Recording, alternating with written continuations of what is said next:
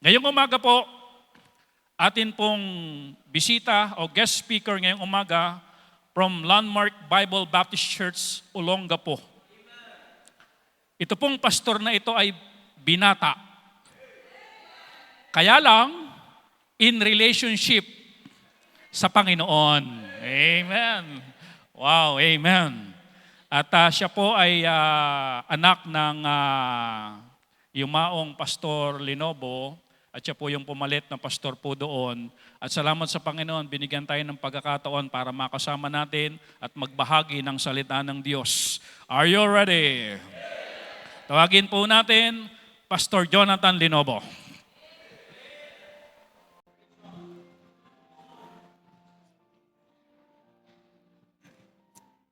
Thank you.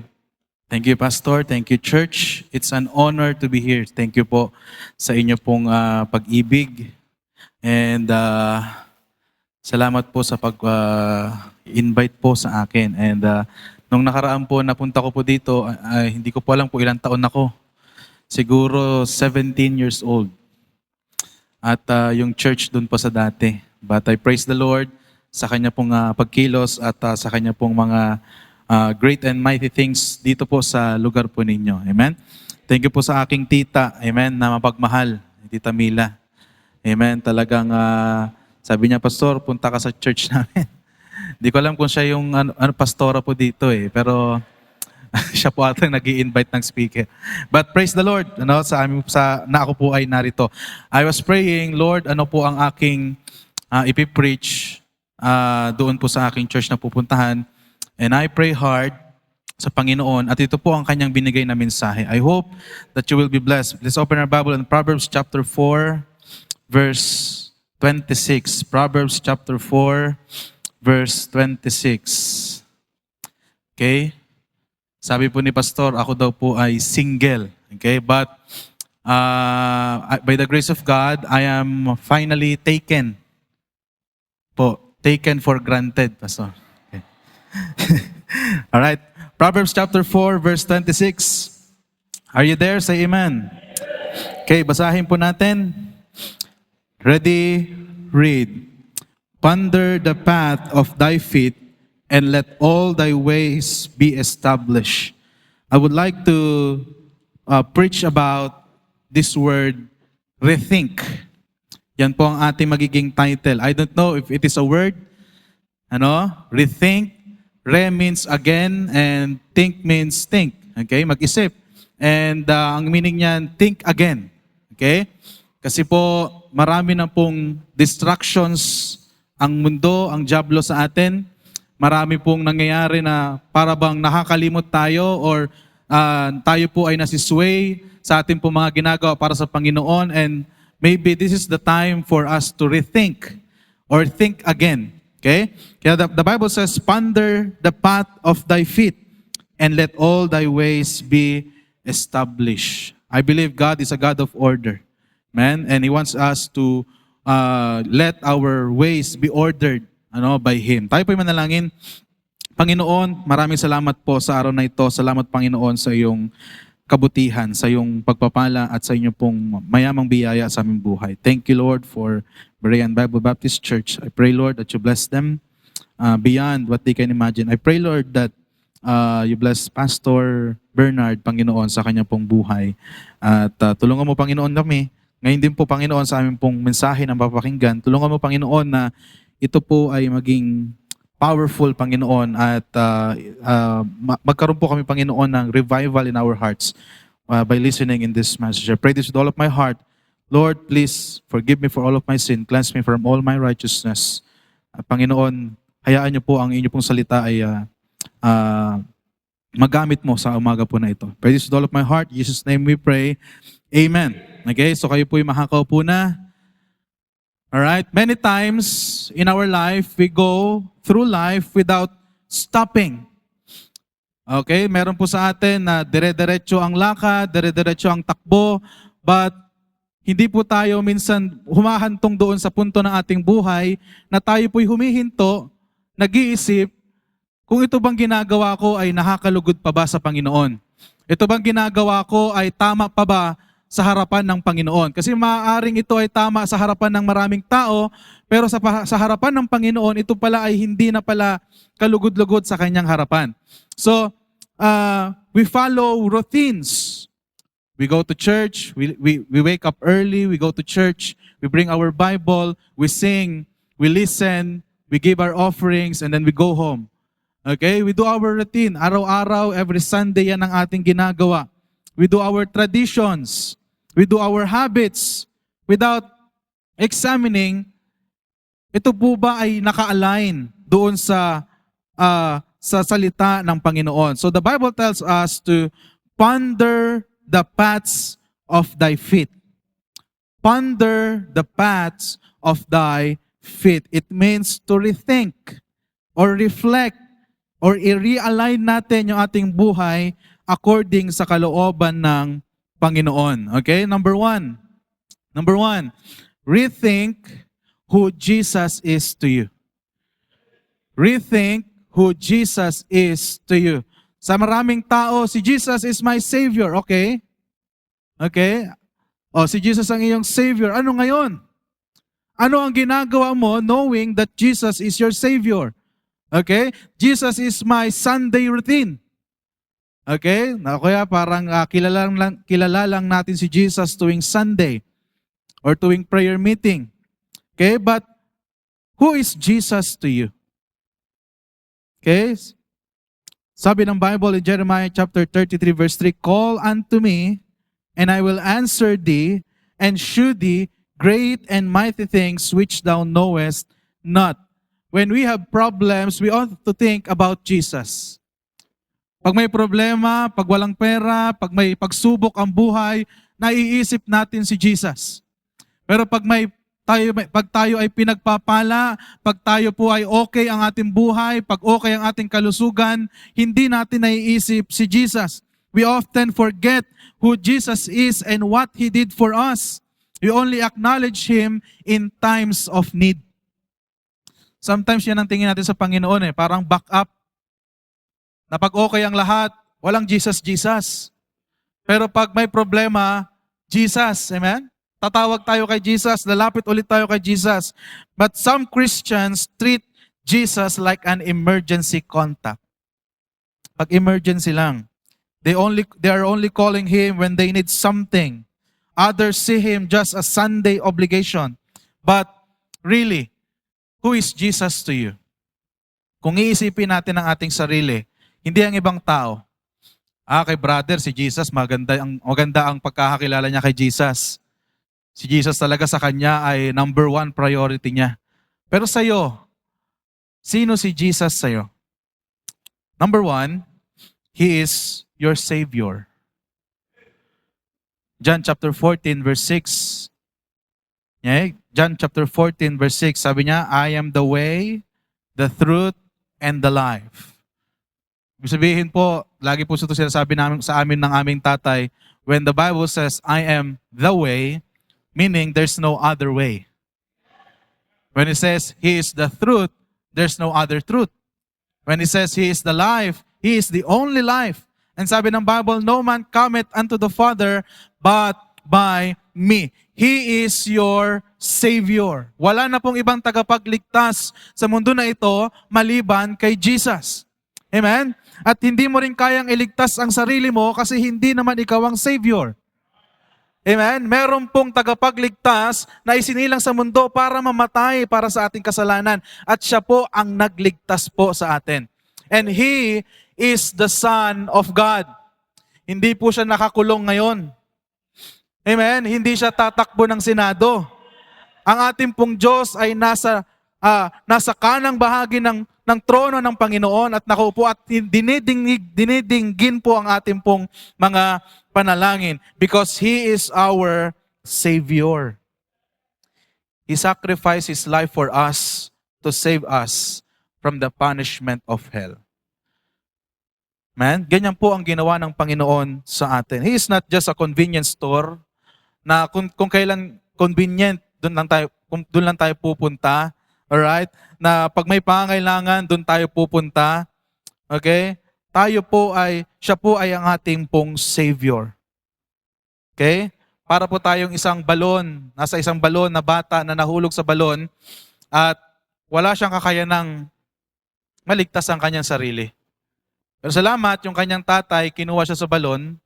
Yan po ang ating pong illustration sa Panginoon. Wala tayong kakayanan, pero dahil mayroong Panginoon, siya po ang nagligtas sa atin. Sabi nung iba, ang kaligtasan parang palaka na nasa gatas. Okay? He will try his best na pumadyak ng pumadyak. At pag enough na yung kanyang ginawa, yung gatas ngayon nagiging butter.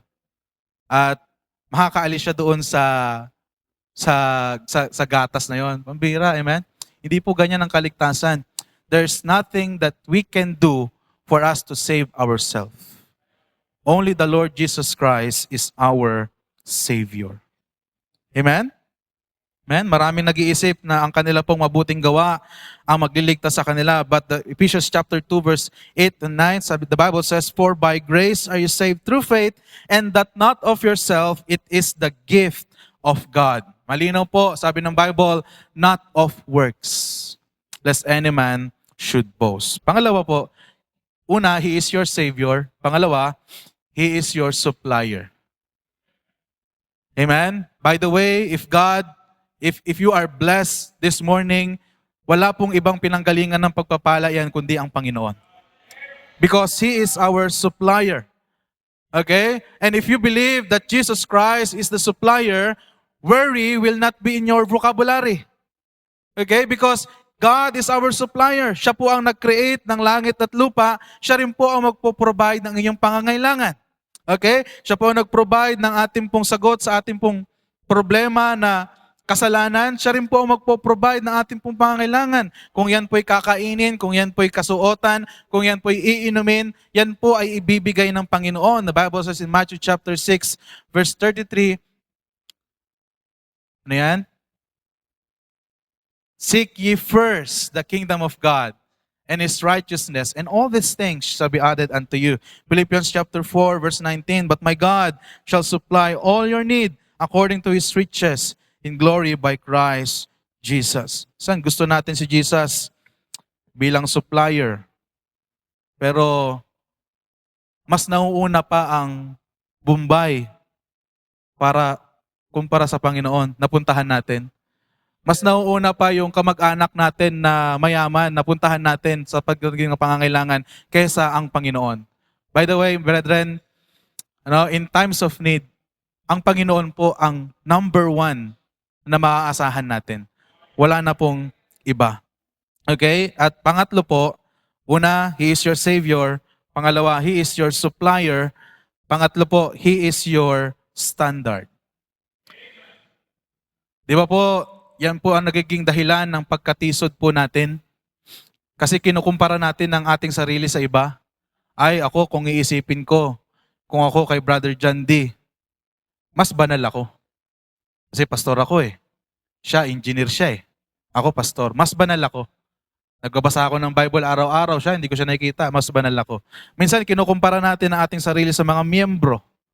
Mas banal ako sa miyembro na yan. Kasi ako, prayer meeting, Sunday morning, Sunday afternoon, dito ako.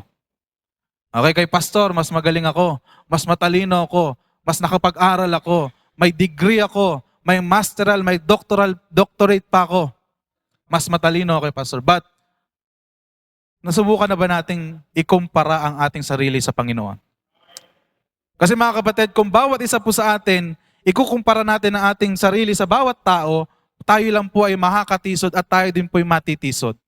Pero kung ikukumpara natin ang sarili natin sa Panginoon, tayo po ay mahihiya sa ating po mga ginagawa. The closer you get to the Lord, the more you think of yourself lesser. The more you see yourself as a sinner, that you are only saved by grace, na lahat lang po ng biyayan, lahat lang po ng ating po natanggap sa buhay po na ito, every breath na ating pong hinihinga ngayon ay dahil lamang po sa biyaya ng Panginoon. If we will just compare ourselves to the Lord Jesus Christ, hindi tayo magmamataas ng ating pong sarili. Bible says, "In all thy ways acknowledge Him." Okay? Sa lahat po ng hakbang ng ating pong buhay, acknowledge natin, ito ba'y gagawin ng Panginoon? Malulugod ba ang Panginoon dito? Because He is our standard. Okay, we should compare ourselves to the Lord and see where and what we lack of. Hindi artista, hindi influencers, ang ating pong titignan na dapat ganito ang buhay ko, dapat katulad ako ni ganito, dapat ang kasal ko katulad ni ganitong influencer, ganitong artista. Hindi po. Our standard should be the Lord Jesus Christ. Siya po ang dapat ang standard ng ating buhay. How He lives His life. Pag may kaaway, ano bang ginawa ng Panginoon? Pag may mga makasalanan, ano bang ginawa ng Panginoon? Amen?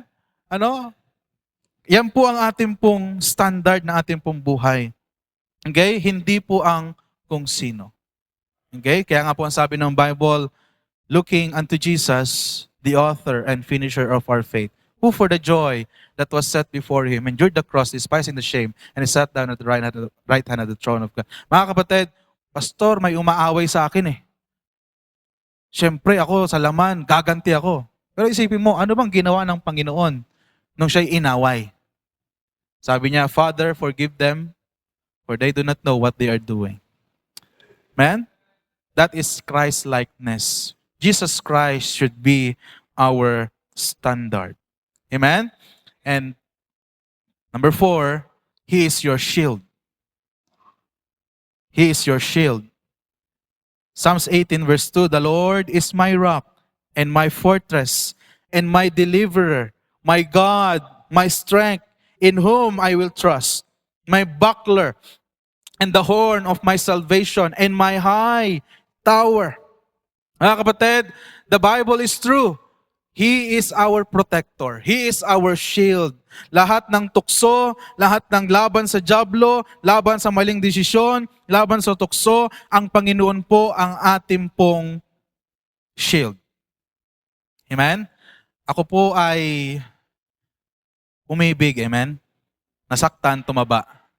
Okay? Pero salamat sa Panginoon na hindi niya pinagkaloob yung mga dati kong pinanalangin. And now I can see kung bakit hindi binigay ng Panginoon. He is there to protect me. Amen? Knowing, siyempre, pag umiibig ka, bulag na bulag ka tama?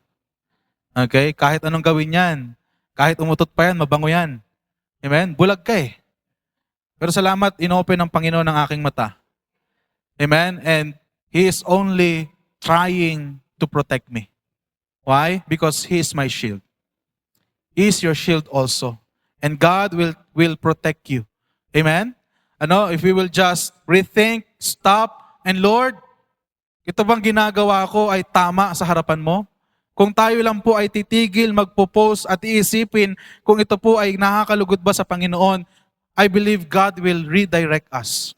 God will guide us. God will protect us. Si Joseph, merong Potiphar's wife. Maraming pagsubok, maraming temptasyon na kinaharap si Joseph, but Jesus is his protector. Jesus is his shield. And sabi niya sa dulo, God meant it all for good. Amen? Amen? Okay, so rethink, who is Jesus to you? Who is Jesus to you? He is our Savior. He is our supplier. He is our standard, and He is our shield. Pangalawa po, rethink who your pastor is to you. Rethink who your pastor is to you. Amen? Is your pastor parang, preacher lang namin yan. Tuwing Sunday, kikinig lang kami dyan, preacher namin. Okay? Sino ba si pastor? Pag may problema, mapupuntahan, yun lang ba ang function ng inyong pastor? Yun lang ba ang dahilan kung bakit kayo binigyan ng Panginoon ng pastor? Rethink who your pastor is to you. 1 Thessalonians chapter 5, verse 12 to 13. 1 Thessalonians chapter 5, verse 12 to 13. The Bible says, and we beseech you, brethren, to know them which labor among you. Your pastor is praying in the morning, praying in the evening for you. Amen? He is laboring for you. He is studying the Word of God for you. Amen? He is sacrificing His own desire, His own benefits for you. Okay? And are over you in the Lord and admonish you and to esteem them very highly in love for their work's sake. Sino ang pastor mo sa'yo? Amen? Okay? So sabi diyan, to know them which labor among you. Some people treat their pastor as just another leader. Amen? Okay? Parang leader lang. Okay? Pero mga kapatid, he is a gift of God for you. Amen? Siya po'y regalo ng Panginoon sa inyo. Una, he is your under-shepherd. He is your under-shepherd. Sabi ng Panginoon, and I will give you pastors according to mine heart. Amen? Hindi po pinili ng Panginoon na parang, ikaw, magpastor ka dyan. Hindi po eh. Sabi niya, and I will give you pastors according to mine heart. Your pastor is not only hand-picked, your pastor is heart-picked ng Panginoon para sa inyo. Biro mo, sa sobrang mahal kayo ng Panginoon, iniisip niya ang pangailangan mo, iniisip niya ang iyong spiritual life, iniisip niya ang iyong mga pangailangan sa buhay na ito, and He gives you a pastor for you. Not a perfect pastor, but a perfect pastor for you. My pastor is not perfect. He's not flawless. No? Maraming pagkukulang ang aming pastor. Alam ko yan. Amen? Pero mga kapatid, he is not a perfect pastor. But when I come to realize, as I mature, he is a perfect pastor for me. Personally, siya ay binigay ng Panginoon sa akin. Amen? Alam nyo, ang pastor you may hear a lot of preachers greater than your pastor. Maraming pong pastor na mas magaling mag-preach. Mas magaling ang leadership. Amen? Mas maraming napatunayan sa Panginoon. Pero mga kapatid, yung pastor na yon, hindi ka ihahatid nun sa ospital ng alas 3 ng madaling araw. Yung pastor na yon, hindi ka ipagpipray ng madaling araw, mga kapatid. Ng gabi, gigisingin mo yung pastor na yon, hindi yun gigising para sa'yo. Amen? Merong pastor na binigay ang Panginoon para sa'yo. At siya ang nagle-labor for you. Amen? Minsan we are tempted, no? Ay, mas magaling tong pastor na to lipat ako dito. Mas pogi itong pastor na to lipat ako dito. Mga kapatid, minsan kung kinikriticize natin yung pastor na binigay sa atin ng Panginoon, we are criticizing the God that put him here. Amen? 'Di ba? Inaatake ni Saul yung mga Christian, sabi ng Panginoon, Saul, why persecutest thou me? Hindi naman ang Panginoon ang pine-persecute niya, yung mga Christians eh. Pero nung pinersecute ni Paul yung Christian, sabi ng Panginoon, Saul, why persecutest thou me? Panginoon ang inyo pong pine-persecute. Pag pine-persecute ninyo ang inyong pastor. And by the way, kung mahal ninyo ang Panginoon, mamahalin nyo rin yung mga mahal niya. Amen? At ang mahal niya, amen, yung kaluluwa, at ito po ang mga pastor. Amen? Do you love your pastor? He is your under-shepherd. Jesus is the good shepherd, and the pastor is his under-shepherd to guide the flock. Okay? Pangalawa, he is your safety rope. Safety rope. Okay? Sila po, mayroon pong isang kwento, umaakyat sila ng bundok. At para po maprotektahan nila ang bawat isa, maglalagay po sila ng safety rope. Mayroon pong tali yan dito at nakakonekta po yan sa mga umaakyat ng bundok. Para pag may nahulog, kaya nilang hilahin. Okay? So, ganyan po ginawa nila. Umakyat sila ng bundok and praise God, nakarating sila sa tuktok. Wow, amen. Ang ganda ng view. Ano, nakita nila, success sila. Ang ganda ng narating nila. Lahat successful because of their safety rope. Lahat buhay. At sabi ng isang doktor, sabi niya, total, narating ko naman na yung taas eh. Tanggalin ko na tong safety rope ko. Nagawa ko nga umakyat eh. Kaya ko nang bumaba. Pinilit siya nung tour guide. Sabi niya, "Sir, wag niyo pong tatanggalin. It is for our safety. That's why it is called safety rope. Ano, it is for our safety. Wag niyo pong tatanggalin yung rope na yan because papapahamak ka." Hindi, sabi niya, naakyat ko nga to eh. Sabi niya, kaya ko rin bumaba. Kung naakyat ko to, kaya ko rin bumaba, sabi ng doktor. And sa kakapilit, no, sige na nga, tinanggal nila yung safety rope ng doktor. And alam niyo po, anong nangyari sa doktor? Hindi pa sila nakakababa ng tuluyan. Yung doktor po ay nahulog at namatay. Sayang ang accomplishment. Sayang ang narating sa buhay. Dahil tinanggal ang safety rope. Mga kapatid, wag na wag niyong tatanggalin ang pastor nyo sa buhay ninyo. Because he is your safety rope. Akala mo kaya mo na mag-isa? No. No. Hinalintulad nga tayo ng Panginoon as sheep eh. Ang sheep walang alam. At kung saan lang makita niya, doon lang siya pupunta. Kaya kailangan niya ng shepherd na maghihila sa kanya pabalik sa tamang landas. Amen? Kaya po mga kapatid, nilagay po ng Panginoon ang pastor ninyo para po ingatan kayo. Kaya pag sinabi ng pastor ninyo, kapatid, wag dyan. Unbeliever yan. Pastor, mahal na mahal ko eh. Kapag tumibok ang puso, pastor, wala ka na magagawa kundi sundin ito. Okay? Diba? Mga kapatid, pag may sinabi ang pastor ninyo, wag na wag niyong babaliwalain yan. Okay? Kasi po galing sa Panginoon yan. Amen? Galing po sa Panginoon ang mga ipinapayo po sa inyo, ang mga sinasabi po sa inyo, ang mga salita ng Diyos na ipinipreach po dito, galing po sa Panginoon yan to protect you. Because your pastor is your safety rope. Okay? Meron ako yung people, sabi ko sa kanya, Brad, huwag ka muna mag-girlfriend. Kasi una, yung girlfriend mo, 15 years old pa lang. Okay? At si Brad, 22 years old na. Ikaw, Brad, huwag ka muna mag-girlfriend. Itong bibigyan kita senaryo, sabi ko. Pag girlfriend mo yan, balang araw maghihiwalay kayo. At itong worst, dalawa kayong mawawala o isa sa inyong mawawala sa church. Opo, pastor, sige po. Pangalawang counsel, sabi ko, ito po ang gagasusin ninyo. Okay? Sa gatas, magkano ba ngayon ang gatas po? Yung isang linggo. Isang linggo, siguro 1,000.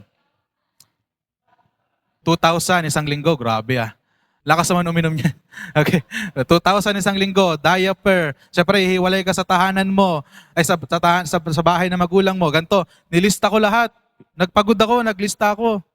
Lahat. Kaya mo ba to? Hindi po, pastor. Hindi po. Okay. Anong gagawin natin? Tutuloy mo yung maling relasyon o susunod ka sa pastor mo? Susunod po, pastor.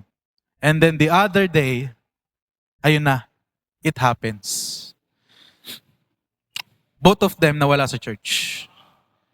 Yung lalaki na lang ang nabalik ko sa church. At nakakalungkot mga kapatid, yan ay dahil sa hindi pagsunod sa pastor.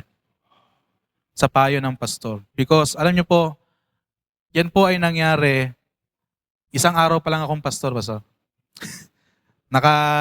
Naka-living pa yung daddy ko. Pagkagising ko, hindi ako makatulog. Kita ko sila nag-uusap, naka-holding hands. Sabi ko, grabe. Sabi ko, hindi na to problema ng daddy ko. Problema ko na to ngayon. Amen? And I tried to talk to that person. Both of them are soul winners. Ano? And pareho silang naaasahan sa soul winning. But nawala silang pareho sa church. Isa lang ang bumalik, yung lalaki. Ano? At yung babae ngayon, nag-wander na sa buong mundo kung sino-sino ng boyfriend, kung sino-sino ng mga lalaki, at di ko na alam ang balita sa kanya. Bakit? Dahil hindi nakinig sa pastor. Amen? Because your pastor is your safety rope. Obey them, that have the rule over you, and submit yourself, for they watch for your souls as they that must give account, that they may do it with joy and not with grief, for that is unprofitable for you. Pag hindi ka sumunod sa pastor mo, that is unprofitable for you. Amen? Pastors help pull you up when you are spiritually falling. Alam nyo sa mga members dito, pag nagkasala ka, ang unang makakaintindi sa'yo, pastor mo. Ang unang manghihila sa'yo sa church, pastor mo. Okay?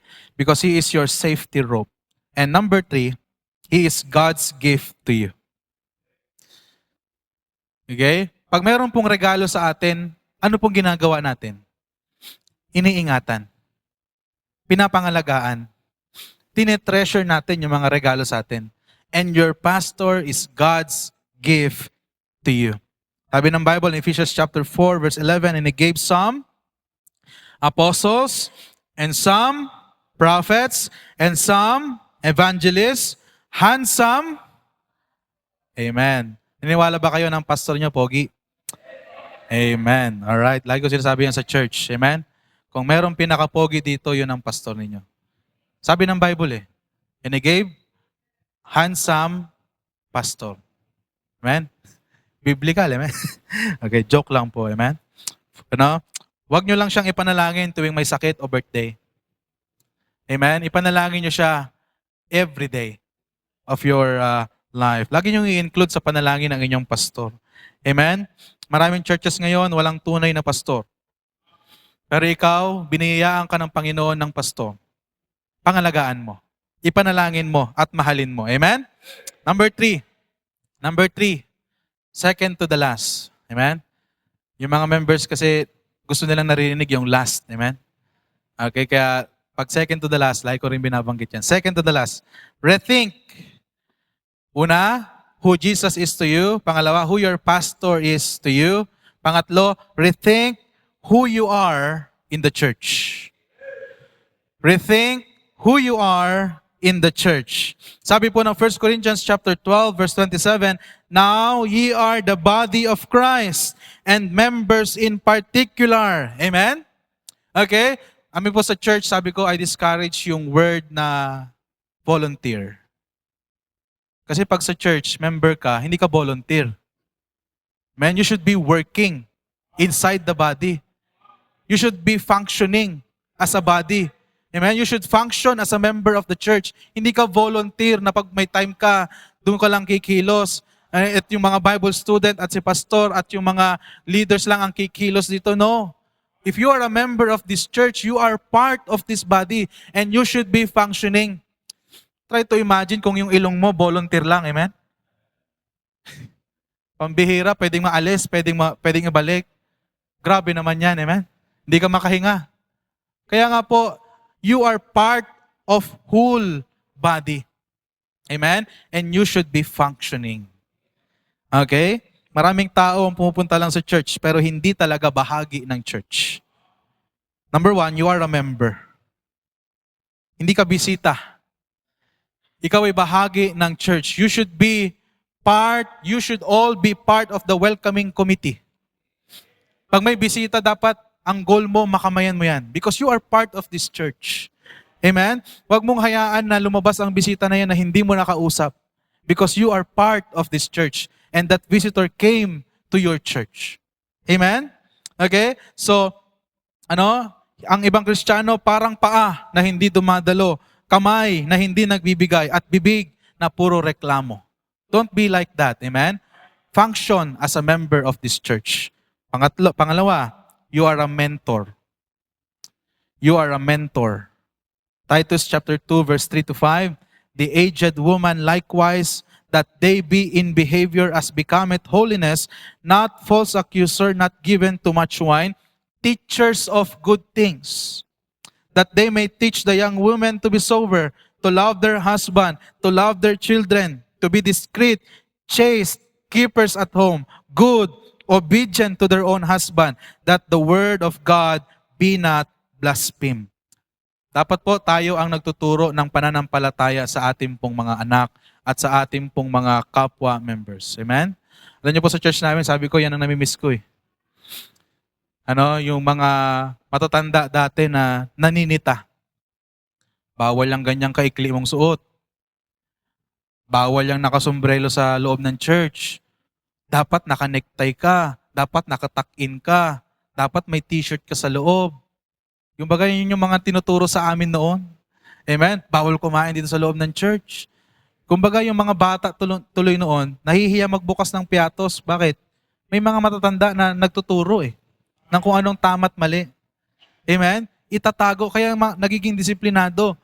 Nakakalungkot mga kapatid, may mga members, hinahayaan nilang tumakbo-takbo ang mga bata sa loob ng simbahan, hinahayaan na lang na may mga nakasuot ng maikli sa loob ng simbahan, may mga lalaki na walang standard sa pananamit. Amen? We should be mentoring. We should be teaching each other. Amen? Alam niyo po, ang maganda kay Pacquiao, he is a very successful boxer. Amen? Pero mga kapatid, hindi lang siya nanatiling successful boxer. Pinupuntahan niya yung mga bagong mga boksingero. At pag may nakita siya pagkatas ng laban, ganito ang gawin mo. Ganito ang depensa mo. Ganito ang gawin mong training. He is mentoring. Para balang araw yung minentor niya, maging kagaya niya balang araw. Alright? So we should be mentoring. Okay? Dapat tayo ay nagtuturo ng iba sa pananampalataya. Si Apostle Paul may Timothy. Amen? Do you have your own Timothy? Na tinuturuan mo, tinitrain mo, minimentor mo. Amen? Pangatlo po, you are a member. Pangalawa, you are a mentor. And pangatlo po, you have a ministry. Therefore, my beloved brethren, be steadfast, unmovable, always abounding in the work of the Lord. You should abound in the work of the Lord. Amen? For as much as you know that your labor is not in vain in the Lord. Hindi ka tinawag ng Diyos para lang umupo. Amen? Meron kaming member na hindi na siya makalakad talaga.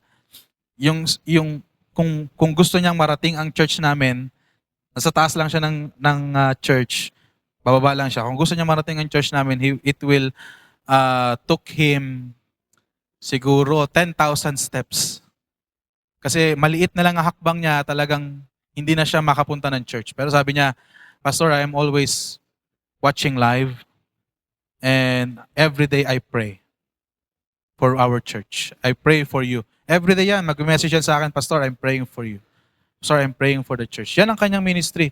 Even though siya ay hindi na talaga makalakad ng diretso, hindi na siya makapagsalita ng malinaw, pero he's praying. Bakit? He is a member and he has a ministry. At yan ang kanyang ministry. Amen? Amen? Minsan may magagalit. Bakit ang baho ng CR dito? Saan yung mga worker? Bakit hindi naglilinis dito? Bakit ikaw hindi ka maglinis? Member ka rin naman dito. Amen? Amen? Pag may nakitang kalat, papulot nga to. Ba't ikaw hindi mo ipulutin? You're a member of this church. Amen? Amen? Alam nyo, pinaka-humble na tao, hindi yung mga yuko ng yuko. Amen? Ang mga humble na tao, yung kahit siya'y doktor, kahit siya'y teacher, kahit siya ay guro o principal ng isang eskwelahan, amen, makikita mo yan nagwawali sa church. Makikita mo yan na kumakamay ng mga tao. Makikita mo yan na pumupulot ng kalat. Amen? So, diyan natin makikita ang tunay na servant ng Panginoon. And by the way, pag ang isang orasan po ay hindi na gumagana, anong gagawin natin? Tapon na. Amen? Amen? Kahit anong lagay mong battery, hindi na gumagana, tapon na yan. Ganon din po sa ating church. Pag hindi ka na nagpa-function. Amen? Sabi ng Panginoon, I am the vine, ye are the branches. Amen? And without me, ye can do nothing. Kung wala ng Panginoon, amen, sa buhay mo, you will not function. Kaya nga po, without me, you can do nothing. Yan po ang ating pong tandaan. Last. Okay, mabilis lang po ito. Rethink who you are in the world. Rethink who you are in the world. Ano ba talaga ako sa mundo? Katulad ba nila ako? Sila ba'y angat sa akin? Sila ba'y kapareho ko? Rethink who you are in the world. Sabi ng Bible, ye are the light of the world. A city that is set on a hill cannot be hid. Neither do men light a candle and put it under a bushel, but on a candlestick, and it giveth light all that are in the house. Mga kapatid, tayo po ay ilaw ng mundo na ito. Okay? Merong member, amen, sa amin, nahuli ko siya na umiinom. Amen? Kasama niya unbelievers. Sabi ko sa kanya, alam mo kung tumanggi ka, uminom, hindi mo alam na pwedeng iligtas ng Panginoon yung mga kasama mo. Dahil sa testimonya mo. Dahil sa stand mo sa salita ng Diyos. Kung tumanggi ka lang uminom, yung kasama mo na yon, pwedeng maligtas yon. Pero dahil sinamahan niya, tapos ang sabi pa niya, di naman lahat alam ni pastor eh. Amen? Amen, nakakalungkot yan. But you lose your opportunity to share the gospel when you compromise to this world. We should not be, yung patayin yung ilaw natin pagdating sa mundo. Mga kapatid, we should open our lights. Let your light so shine. Amen? Hindi lang maliit na ilaw. Yung ilaw mo dapat magliwanag sa buong mundo. Amen? Sa school namin, inaasar ako. I am a loser. Amen? Because I don't have a girlfriend. Amen? Okay, wala akong babae sa buhay ko, hindi ako umiinom, hindi ako naninigarilyo. Okay? Hindi ako pumaparty, hindi ako sumasayaw. Wala. Amen? Isa lang akong taong nakapolo. Amen? I am a loser in front of their eyes. Pero mga kapatid, alam niyo yung buhay nila ngayon? Pariwara na. Because of drugs, because of alak, halos lahat ng kababaihan sa amin, buntis na at wala ng ama. Amen? Walang ama yung mga anak, yung mga lalaki sa amin, amen? Kung saan-saan na lang nagtatrabaho. But, ang isip nila, ako ang loser. Sila ang panalo because they have this kind of life, college life, na kanilang iniisip. But, nyo mga kapatid, maganda ang sabi ng Panginoon, He giveth grace to the humble. God resisteth the proud and giveth grace to the humble. I cannot be thankful enough sa aking pong buhay ngayon. I'm a pastor. I have a lot of struggles, but of course, mayroong Panginoon sa aking buhay. Amen? At hindi po ako nagsisisi dyan. And we should let our light so shine. Amen? Sabi ng Panginoon, ye are the light of the world. Number 1, you are a light. Amen? Sabi ng Bible in Philippians chapter 2 verse 15, that ye may be blameless and harmless, the sons of God, without rebuke in the midst of a crooked and perverse nation, among whom you shine as lights in the world. Ang mundo po ay madilim sa kasalanan, at ikaw ang liwanag. Amen? Kung nasa ang lugar ka man ngayon, ikaw ay magliwanag sa lugar na yan. Okay? Alright? So, si Daniel, biro mo, nasa gobyerno siya. Halos lahat ng tao dyan talagang makasalanan. Sabi, bawal mag-pray. Kaya anong ginawa ni Daniel? He opened his window. Amen? And prayed. At nakita siya ng mga tao. Pero mga kapatid, bandang huli, hindi siya binigo ng Panginoon. Tinapon siya sa lion's den, pero ang ginawa, God shut the mouths of the lion. At anong nakita ng mga tao? Totoo ang Diyos mo. Iningatan ka ng Diyos mo. Totoo ang Diyos mo. Mga kapatid, kung tayo po ay magliliwanag sa mundo na ito, makikita nila kung sino ang Diyos natin. Amen? At sila mismo ang lalapit, sasabihin nila, pwede bang makilala ko rin yan kung sino yung Diyos mo? Amen? Why? Because of your living testimony. Man, you are a light. Pangalawa, you are a missionary. You are a missionary. Mark 16:15, and he said unto them, go ye into all the world and preach the gospel to every creature.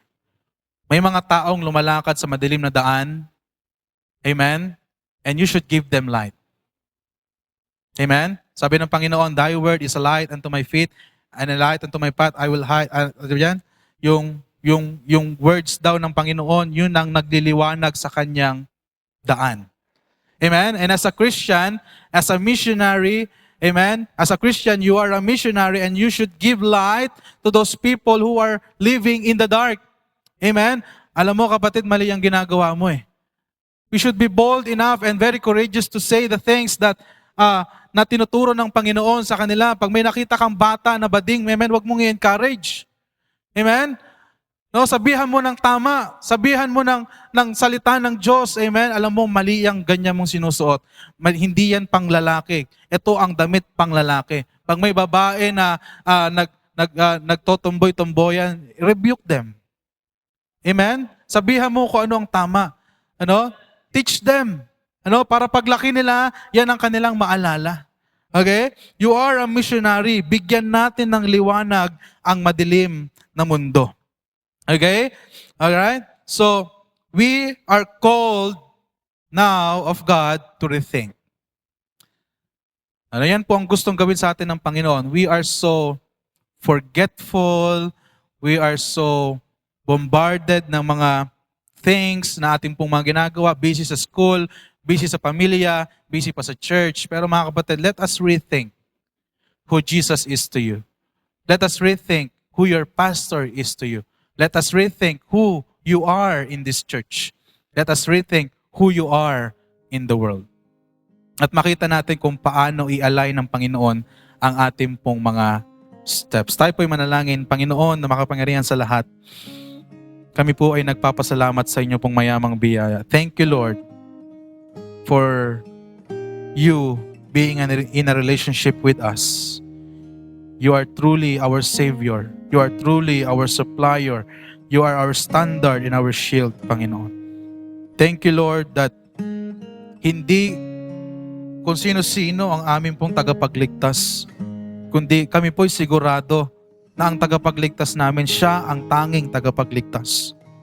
Lord, I pray that you strengthen us, strengthen our faith, and help us, Lord, to commit ourselves to this church, to our pastor, and to come forward, Panginoon, na makita namin ang inyong pagkilos sa aming buhay as you redirect our life. Lord, this time we will put an action in what we have heard. We will rethink, we will stop, we will pause, and iisipin namin muli, Panginoon, kung ano ka sa amin, ano ang pastor namin sa amin, kung ano kami sa church na ito, at ano kami sa mundo. I pray, Lord, that you empower the brethren.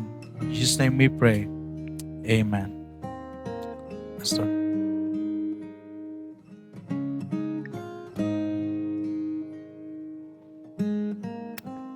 Amen. Thank you po, Pastor.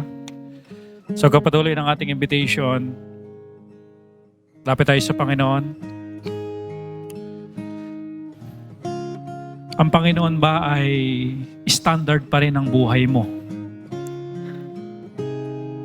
Hindi ang ating standard ay yung katabi natin, ang social media, at ang sino mang tao. Maging sa paglilingkuran natin, ang standard natin ay ang Panginoon. Meron tayong mga personal accountability sa ating Panginoon na nagligtas sa atin. Papaano natin siya sinusunod? Hindi pwedeng ang maging hadlang ay ang kapwa natin. Dahil siya ang may utos, dapat siya ang masunod. Siya dapat ang standard ng mga utos niya na siya ang masusunod. Mouthpiece lamang ang mga preacher, ang mga pastor sa mga utos ng Diyos. Sino si pastor sa buhay mo?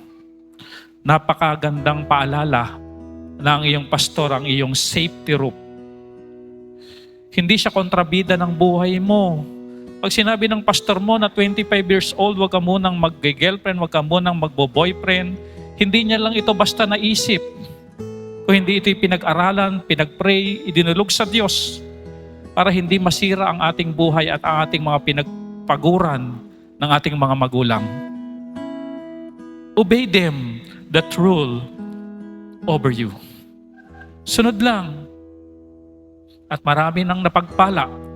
At marami na ring nasira ang buhay dahil hindi sumunod. Huwag na nating sundan o hindi maging learning na sa atin kung sino ba si Pastor sa ating buhay. Sa mundo na ginagalawan natin, patuloy tayo maging ilaw